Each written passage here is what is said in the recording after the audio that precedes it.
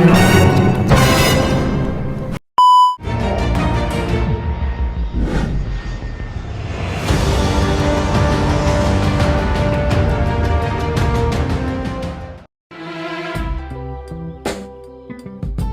Yeah,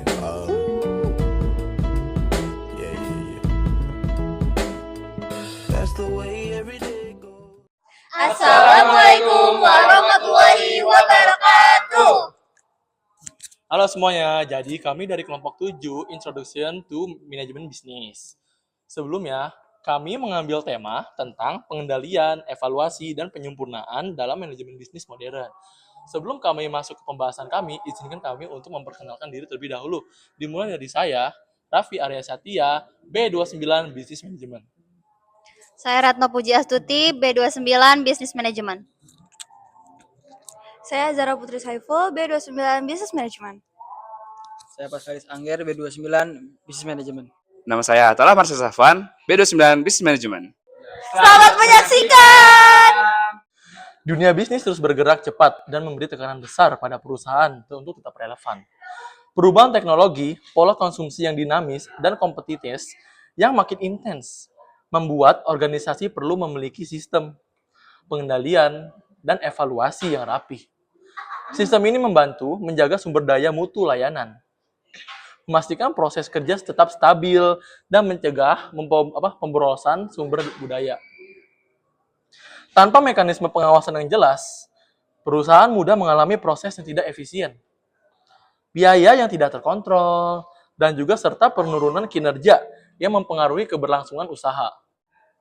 Penelitian ini berangkat dari dua pernyataan utama, yaitu bagaimana pengendalian dapat diterapkan pada bisnis kecil seperti warung makan, dan bagaimana evaluasi mendukung keberlanjutan usaha.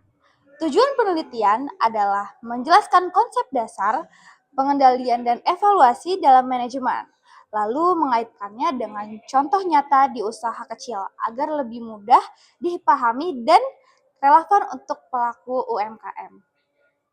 Metode menggunakan studi literatur manajemen, wawancara, dan observasi langsung pada sebuah warung makan.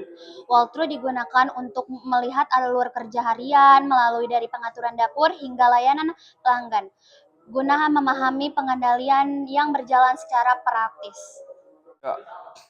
Konsep dan alat pengendalian. Pengendalian memastikan aktivitas sesuai rencana. Nah, bentuknya ada 3. Yang pertama ada feed forward. Apa itu? Itu adalah pencegahan sebelum proses dimulai. Yang kedua ada concurrent. Apa itu? Concurrent itu pengawasan saat proses berlangsung. Dan yang ketiga, yang terakhir ada feedback, yaitu penilaian hasil dan dasar perbaikan. Nah, lanjut ada alat. Alat yang digunakan antara lain adalah dashboard KPI untuk memantau indikator kinerja, lalu ada analisis deviasi, fishbone, 5Y, untuk mencari akar masalah. Lalu terakhir ada PDCA, sebagai siklus perbaikan berkelanjutan. Lalu kita akan membahas tentang comparison with other works. Di sini kita akan membahas 3 hal, yaitu standar dan metode pengendalian. Pengendalian diperkuat dengan standar dan metode seperti ISO 9001 untuk mutu berbasis proses, Six Sigma atau DMAIC untuk mengurangi variasi, lalu ada 5S untuk menata lingkungan kerja agar rapi dan efisien. Lalu ada audit operasional. Audit menilai kesesuaian proses dengan standar. Audit internal dilakukan oleh tim organisasi. Lalu kalau audit eksternal dilakukan oleh pihak independen. Keduanya bertujuan memastikan efektivitas efektivitas proses, serta memberi rekomendasi tindakan korektif dan pencegahan. Lalu yang terakhir ada evaluasi dan penyempurnaan. Evaluasi mengidentifikasi celah kinerja dan memandu perbaikan. Pendekatan yang digunakan yaitu antara lain Kaizen untuk memperbaiki terus-menerus, lalu ada benchmarking untuk membandingkan dengan standar terbaik, lalu learning organization untuk membangun budaya belajar, dan terakhir, knowledge management and lesson learned agar pengalaman penting terdokumentasi. Di sini ada studi kasus warung makan. Warung makan menggunakan KPI sederhana, yaitu waktu tunggu, komplain, dan juga kebersihan. Warung makan juga menggunakan PDCA. PDCA itu apa? Plan, Do, Check, Act. Untuk memperbaiki alur dapur. Dan juga 5S untuk kerapihan. Dan analisis deviasi untuk memahami penyebab komplain. Variasi waktu penyajian dievaluasi secara sederhana dengan pendekatan Six Sigma guna melihat stabilitas prosesnya. Oke, itu aja.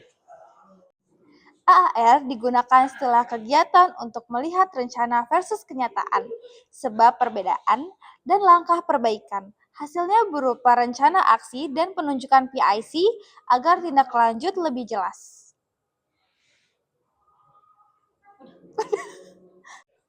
Oke teman-teman, untuk kesimpulannya, pengendalian dan evaluasi ini penting untuk menjaga konsistensi dan meningkatkan kualitas pelayanan.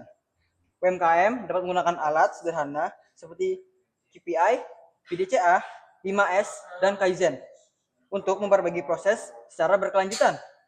Dengan pengendalian yang teratur, usaha kecil lebih mampu bertahan dan bersaing di pasar yang dinamis. Sekian dari kami, kelompok 7 mengucapkan terima kasih. Wassalamualaikum warahmatullahi wabarakatuh. Bye. Dunia bisnis Dasar ini salah nadanya. Ini orang Dashboard KPI dong, gue bilangnya. Ulang deh. Untuk menjaga konsistensi. Saatnya sudah acuan tadi. Terima kasih dan jumpa lagi.